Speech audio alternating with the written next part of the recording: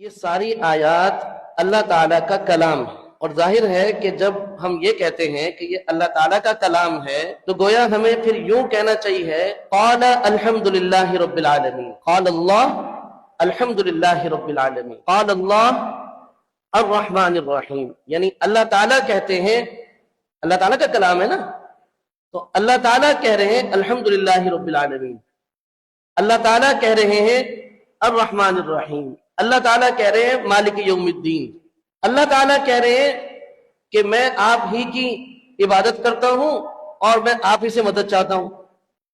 تو کیا یہ بات درست ہوگی؟ یہ بات درست نہیں ہے۔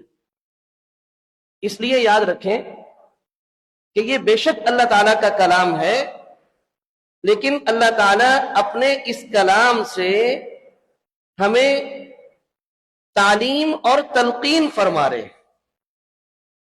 جیسے ہم کسی کو کوئی بات سکھاتے ہیں کہ بیٹا قولو، قل، آپ کہو یا آپ سب کہو، الف با تا، یہ بات تو ٹھیک ہے۔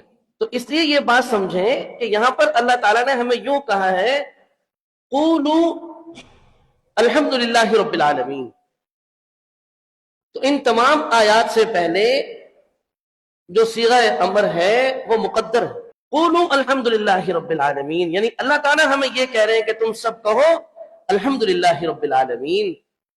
اللہ تعالیٰ ہمیں تعلیم فرما رہے، ہمیں تلقین فرما رہے۔ قولوا الحمد للہ رب العالمین، قولوا الرحمن الرحیم، قولوا مالک یوم الدین، قولوا ایاک نعبد و ایاک نستعین۔